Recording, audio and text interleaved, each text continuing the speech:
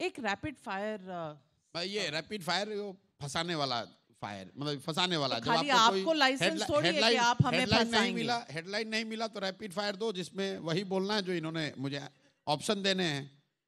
राहुल गांधी अच्छे हैं खराब हैं, अब कुछ तो कुछ बोलोगे। अच्छे बोले तो भी मारे गए, बुरे कहे तो भी मारे गए। ये मेरा क्वेश्चन ही नहीं था, इन्होंने खुद जवाब चलिए तो चलिए आपने जो सवाल पूछा नहीं आप रैपिड फायर अपना कर लो, ओरिजिनल जो लेके आए वो कर लो। अच्छा, तो आप बताइए, मोदी के बनाम मैं 4 नाम बताती हूँ, इनमें से कौन उनको रियल चैलेंज दे सकता है for a prime ministerial role? Rahul Gandhi, Priyanka Gandhi Vadra, Mamata Banerjee, Arvind Kejriwal.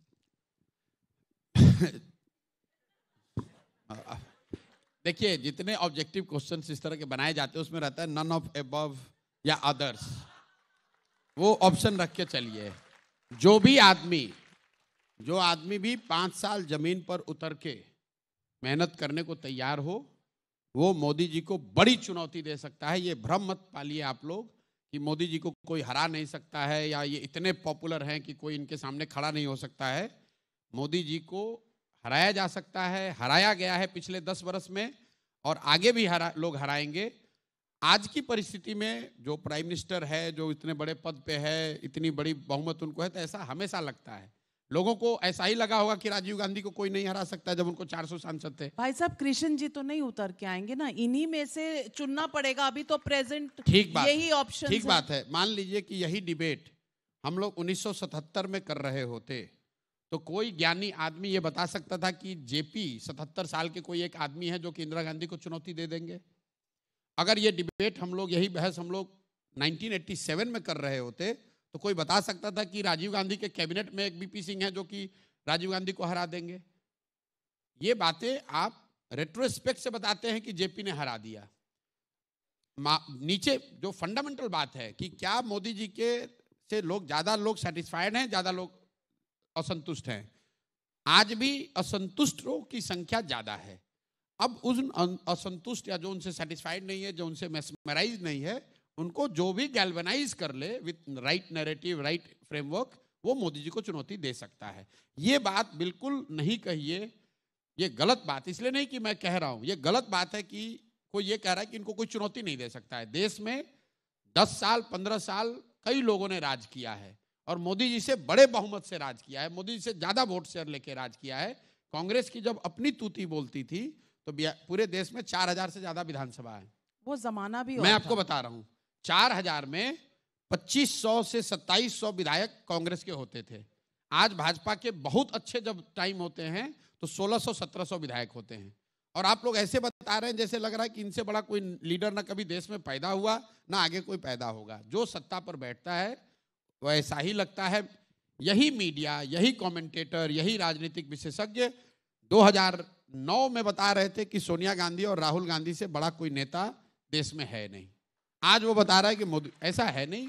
सामान्य पब्लिक इस तरीके से नहीं देखती है। मैंने ऐसा सवाल पूछा कहां आपसे? मैंने पूछा आज की डेट में आपने कहा बता रहे हैं कि कोई चैलेंज दे सकता है। मैं पूछना चाहती हूँ, यहाँ जितने स्टूडेंट्स बैठे हैं, चैलेंज ऑफ कोर्स दे सकता है, but that is a theoretical answer.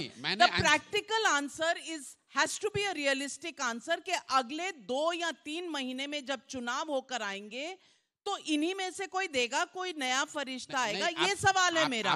इन्होंने सवाल का जवाब दिया या नहीं दिया, पहले तो ये बता दीजिए। आपने नहीं दिया, अब आप बताइए। आपने ये कहा कि कृष्ण भगवान को आना पड़ेगा, मैं उस पर उल्टा कह रहा हूं कि किसी को ऊपर से आने की जरूरत नहीं है। इस देश में इतने लोग, काबिल लोग हैं। 2024 में ये होता नजर आ रहा है। 24 में शायद न हो पाए, उससे क्या फर्क है? That's my question.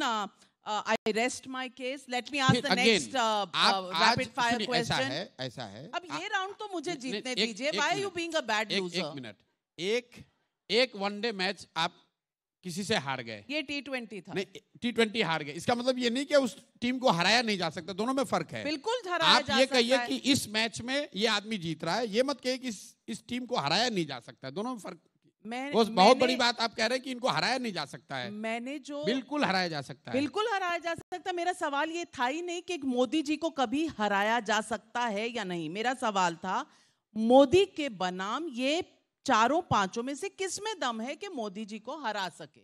Realistic question, from the existing choices. मैं आपको बता रहा हूँ, Congress with a right leadership can take on Modi any day and put a very formidable challenge. Is that leadership there today? Because you have not chosen Rahul Gandhi. Then say Rahul Gandhi can do it.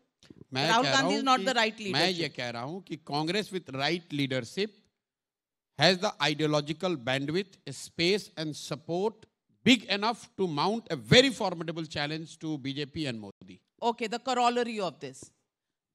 Does it need a new leader to make this happen?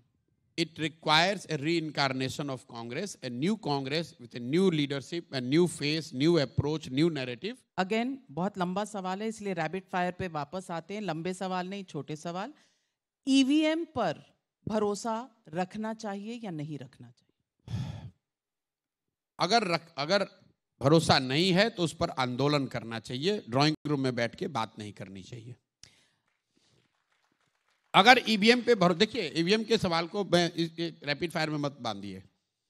3 इसके पहलू हैं. एक technical पहलू है, एक operational पहलू है और एक पॉलिटिकल बात है. Technically whether EVMs can be hacked और नॉट, कोई भी आदमी जो टेक्नोलॉजी समझता है वो कहेगा हाँ भैया थियोरेटिकल प्रोबेबिलिटी है, किया जा सकता है. Operationally is it possible to do it in 10 lakh booth? Very unlikely. 10 lakh booth में आप ईवीएम हैक कर दो, मैनिपुलेट कर दो, किसी को पता नहीं चलेगा, इसकी संभावना बहुत कम है. और पॉलिटिकली अगर आप समझते हैं कि ईवीएम मैनिपुलेटेड है, then you don't need to go on yatra, you don't need to talk about farmers, you don't need to talk about unemployment, you just need to talk about EVM. And you just need to say कि भैया मैं तब तक चुनाव नहीं लड़ूंगा जब तक EVM को नहीं हटाओगे. पूरे देश की पार्टियों को जिनका भी इस पर भरोसा नहीं है उसको कहना चाहिए, क्योंकि आपको मालूम है कि आप मुद्दे कोई भी उठा ले, अगर ईवीएम ही एक्ट है तब तो आपका कोई फायदा मिलेगा नहीं. ये नहीं होना चाहिए कि सुबह में आपने कहा ईवीएम ठीक नहीं है, शाम होते होते आपके पक्ष में रिजल्ट आया तो कह रहे नहीं ठीक ही है, पूरा भरोसा नहीं लेकिन थोड़ा बहुत चलिए अब काम चल गया. फिर अगले दिन रिजल्ट गड़बड़ हुआ तो कह रहे भाई ईवीएम पूरा ही खराब है. अगर ईवीएम खराब है तो मैं ये नहीं कह रहा हूं कि है कि नहीं है, अगर है तो आप ऐसा मानते हैं तो आप कृपा करके आइए, रोड पर उतरिए, लड़ाई लड़िए. पहले यूपी बिहार में चुनाव में बूथ कैप्चरिंग होता था, वही बूथ वोट का लूट है, तो उसको कैसे रोका गया? लोग खड़े हुए, लोग लड़ाई लड़े, लोगों ने इलेक्शन कमीशन के साथ मिलकर वो व्यवस्था बनाई कि चाहे 50 लोगों की जान जाए, आंदोलन हुए कि भाई आप बूथ नहीं लूट सकते, हमारा वोट हमको आपको देना ही पड़ेगा. तो अगर ईवीएम पे सिर्फ बैठ के प्रेस कॉन्फ्रेंस करने से या डेमो दिखाने से नहीं होगा, अगर आप मानते हैं कि ईवीएम हैक हो सकता है या हो रहा है तो उस पर जन आंदोलन करने की जरूरत है. और वो ज्यादा पोटेंट हथियार है, बजाय इसके कि रोज बैठ के सुविधा अनुसार ब्रेकफास्ट पे ईवीएम खराब है, लंच पे भी ईवीएम भरोसे वाला है, शाम होते होते हो भी सकता है नहीं भी हो सकता है. वो नहीं होना चाहिए.